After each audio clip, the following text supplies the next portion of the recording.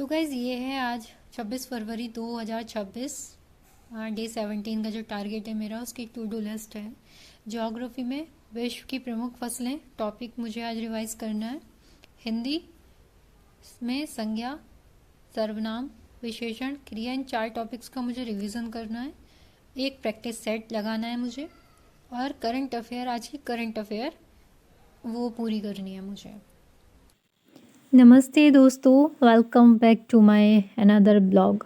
कैसे हैं आप सभी? उम्मीद करती हूँ आप सभी अच्छे होंगे। अगर आप भी हमेशा थका हुआ महसूस करती हैं तो बस एक बात याद रखिए, थकान हमें काम से नहीं बल्कि बेमकसद काम करने से होती है।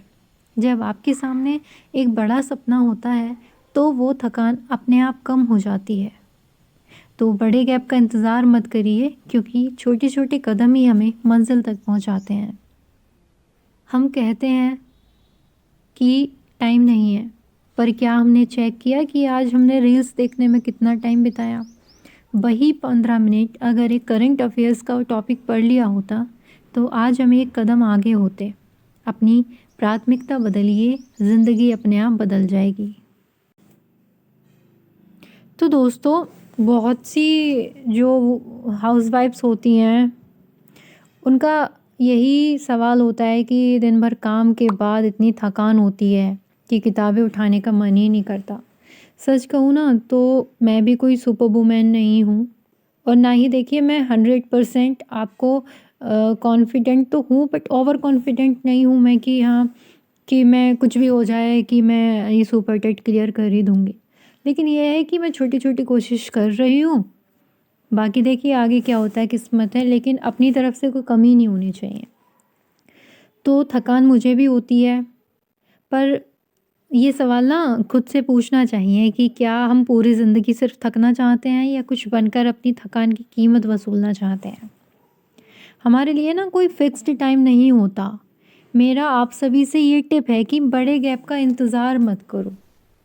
जिनके पास बच्चे हैं वो जब बच्चा सो जाए तब वो पढ़ लें, या फिर मतलब सब्जी बन जाए, आटा वाटा आप लगा के रख दें, खाना बनाने में तैयार आपको 15 मिनट भी मिल रहे हैं तो भी अगर आपको एक पेपर पढ़ने का जो टाइम मिल रहा है तो आप एक पेपर ही पढ़िए। छोटे छोटे टुकड़ों में जो पढ़ाई की गई होती है ना, वो शाम तक एक बड़ा चैप्टर ख़त्म कर देती है। तो मेरा टिप यही है, क्योंकि देखिए जो घरेलू महिलाएं होती हैं ना, उनको नहीं मिल पाता भाई टाइम।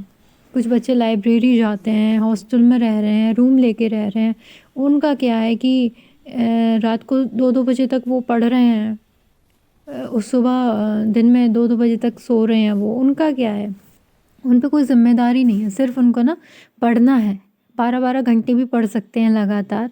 लेकिन यार जो घरेलू महिलाएं होती हैं, हाउसवाइफ्स होती हैं, उनके पास बहुत सारी ज़िम्मेदारियां होती हैं। इसलिए अगर आप चाहेंगी ना कि हमें 10-12 घंटे कोई फ्री बिठा के हमें खिलाए और हम पढ़ें, तो देखिए ऐसा कहीं नहीं होता है। सबके पास काम होता है, किसी के लिए किसी के पास ज़्यादा होता है, किसी के पास कम होता है। तो हम जो औरतें होती हैं ना, वो सबके लिए समय निकालती हैं, पर खुद के लिए, मेरे लिए, मेरी पढ़ाई के लिए मेरा मी टाइम है।